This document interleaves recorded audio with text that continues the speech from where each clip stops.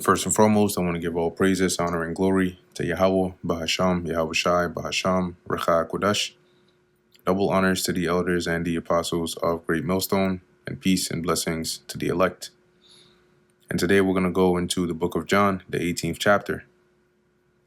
When Yahweh Shai had spoken these words, he went forth with his disciples over the brook Kidron, where was a garden, which is the garden of, I believe this is garden of Gethsemane, into which he entered, and his disciples.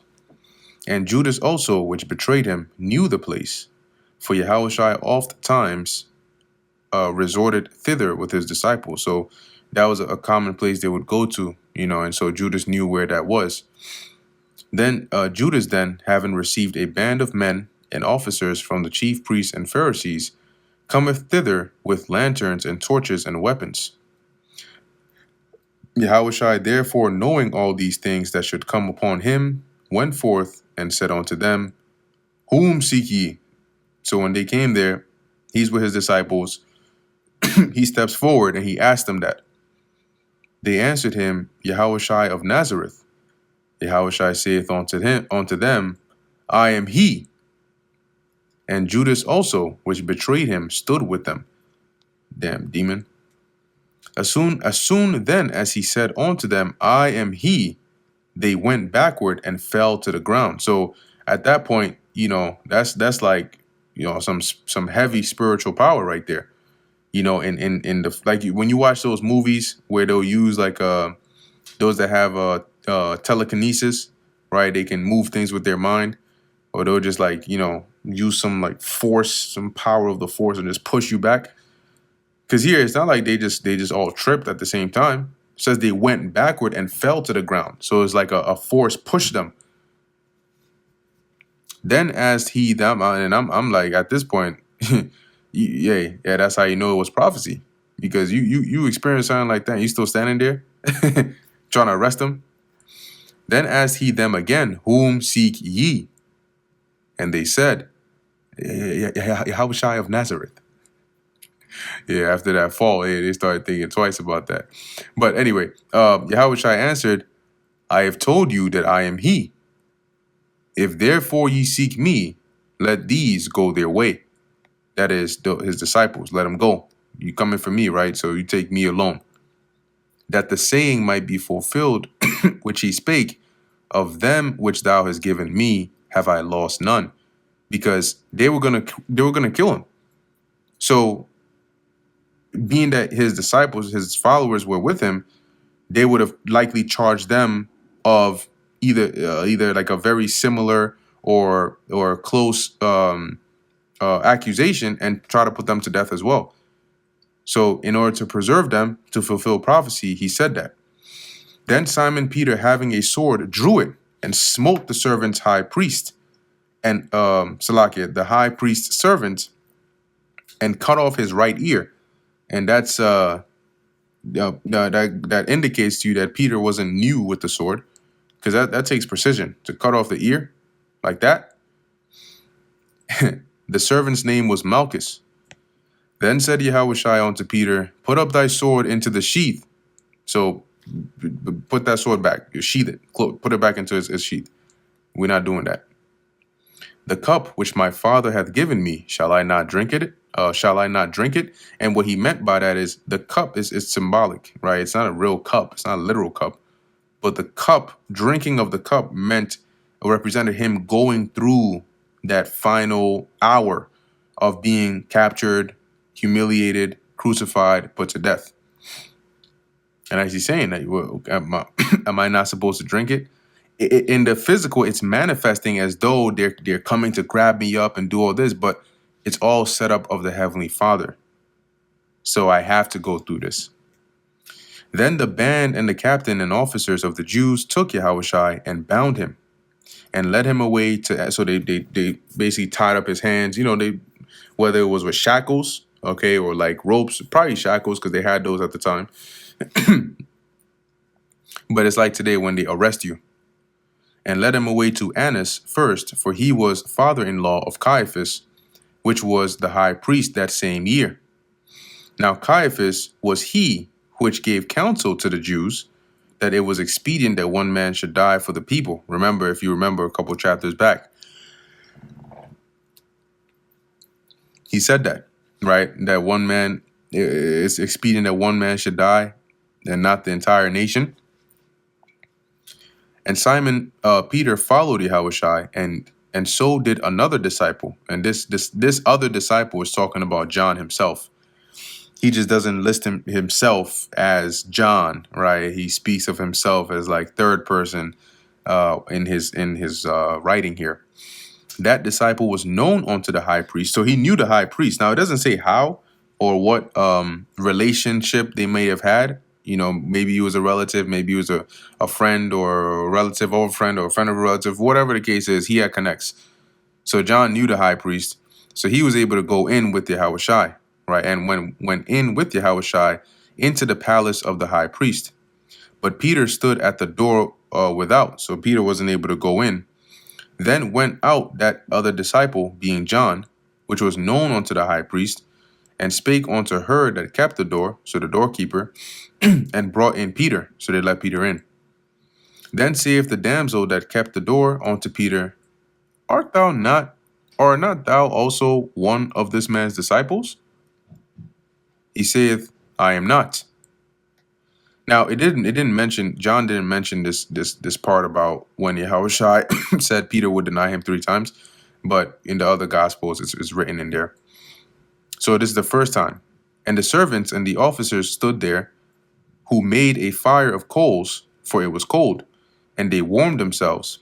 And Peter stood with them and warmed himself. The high priest then asked Yahushua of his disciples and of his doctrine. So he was questioning him, you know, who are these disciples? Who have you been teaching, and what have you been telling them, right? What have you been going around teaching these people? Yahushua answered him, I spake openly to the world.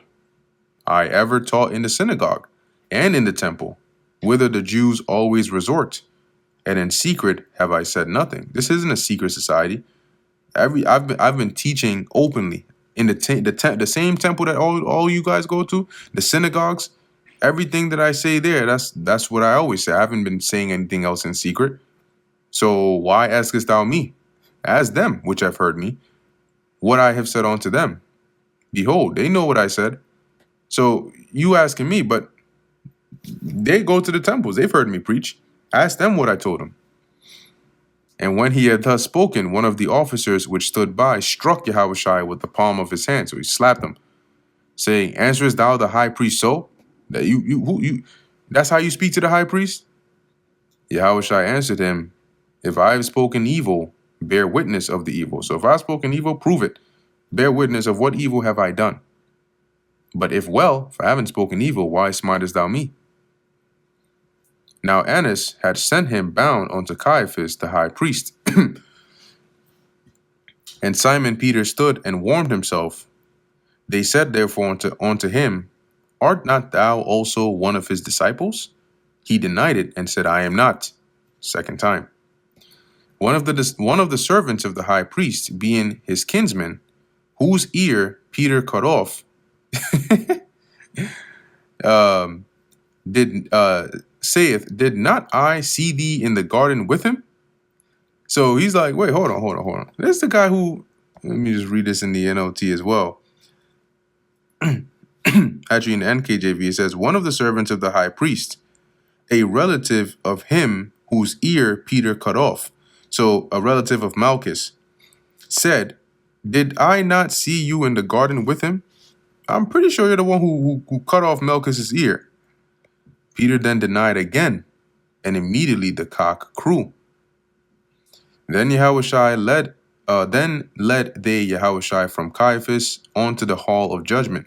And when you go into that hall of judgment, it was basically a section where you would have the Roman like procurators or governors like use that as their area where they would stay. So it says here, headquarters in a Roman camp, the tent of the commander-in-chief. Point number 2, the palace in which the Roman governor or procurator of a province resided, in which the Romans were accustomed to appropriate the palaces already existing. So if there was already a palace that was built, then they would use that as their headquarters or where they would dwell, and formerly dwelt in by kings or princes. At Jerusalem, it was a magnificent palace which Herod the Great had built for himself, and which the Roman procurators seemed to have occupied whenever they came from Caesarea to Jerusalem to transact public business. So that would be the place where they would stay. See if there's anything else on here. Also known as the Praetorium, or governor's courtroom, sometimes including the whole edifice and camp. Yep. Cool. So that was the Hall of Judgment, and they would meet Pontius over there. So it says here, onto the Hall of Judgment, and it was early, and they themselves went not into the judgment hall, lest they should be defiled. So they were on that holier than thou spirit, right? Nah, let's not go in there. You know, you have the Romans and the procurators, and who knows what unclean things they may have done in there. So they didn't want to go in there, as they said, to avoid any thing that can make them ceremonially unclean, but that they might eat the Passover, which it'll become more apparent in the subsequent chapters. But you will see here that the Jews their Passover hadn't happened yet. Yahushai's Passover, the one that he ate, was prior to the one that the rest of the Jews held, right? So basically, he held his at a time earlier than theirs, and that would explain why it is that at the time of him being about to be put to death, right, it was before the Jews' Passover, for the time they kept theirs. So that's why it's saying here. Now remember, at this point, he has already ate that meal, right, with his disciples. Judas has already gone to go and betray him, right? But now, as he is being interrogated, it's saying here that they have not eaten of the Passover yet. So they haven't held that Passover yet. That is the high priests and the scribes and the Pharisees and so on. So it shows you that there was a different time there. And like I said, I think in the subsequent chapters, either the 19th or 20th chapter, it'll make that a bit more clear, right, at the time when they actually put him to death. So it says here, verse 29, Pilate then went out unto them and said, What accusation bring ye against this man? They answered and said unto him, If he were not a malefactor, we would not have delivered him up unto thee. So if he hadn't done something wrong, then we wouldn't have brought him unto you. Then said Pilate unto them, Take ye him, and judge him according to your law. The Jews therefore said unto him, It is not lawful for us to put any man to death. They didn't mean that it was not lawful as in according to the laws of the Jews, but they didn't have permission to do so. Okay, the Romans, right? Because remember, Judea was a province under Rome. So in order to issue out capital punishments like that, they needed permission from the Romans. They couldn't do it themselves. And I forgot where it is. It's in here. If it was in another translation or if it was in another verse. Yeah, here we go. NLT says, Pilate says, Then take him away and judge him by your own law. Pilate told them, Only the Romans are permitted to execute someone, the Jewish leaders replied. Verse 32, that the saying of Yahushua might be fulfilled, which he spake, signifying what death he should die. So what John is saying here is he was delivered up to the Romans and they would put him to death, which would fulfill the way in which he said he would die. Because he didn't say he would die by being stoned to death. He said he would be lifted up, i.e. he would be put on the cross. And that was the form of crucifixion, which is the main way, or one of the main ways in which the Romans executed malefactors.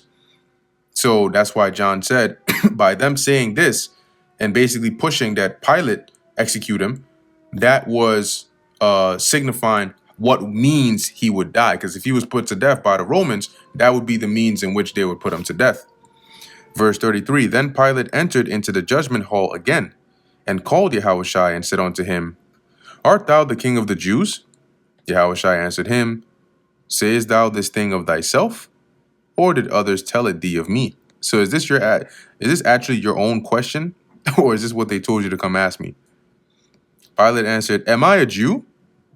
Thine own nation and the chief priests have delivered thee unto me. What hast thou done? What is it that you've done? I'm not trying to get into this whole Jewish law and all that, man. Yahushua answered, My kingdom is not of this world. If my kingdom were of this world, then would my servants fight, that I should not be delivered to the Jews. So he's saying, this isn't my kingdom. Okay, it's not of this world. Because if that was the case, then the servants in my kingdom would have fought that I wouldn't be delivered into the hands of these Jews. But now is my kingdom not from hence. And I'll read this in the NLT, because one, it wasn't time yet. Okay, and two, the setup in the world at this time wasn't accepting of Yahushua, and he wasn't there to rule at that time. That's why when he feared that they would come and take him, that city he was in, and forcibly make him king, it says he disappeared from there. He left. NLT, Yahushua answered, My kingdom is not an earthly kingdom. If it were, my followers would fight to keep me from being handed over to the Jewish leaders. But my kingdom is not of this world. Pilate therefore said unto him, Art thou a king then, since you're talking about your kingdom? Yahushua answered, Thou sayest that I am a king. To this end was I born. So I'm going to tell you why I was sent here. I was born, for this cause came I into the world, that I should bear witness unto the truth. So I was brought here to testify of the truth. What is the actual truth? And that's what he did. In all his teachings, in all his sayings, and the things that he went about to push and to preach, and all of that was the truth of him, of the Father, okay, and of the things to come. Every one that is of the truth heareth my voice. And those were his believers, his followers. Pilate saith unto him, What is truth?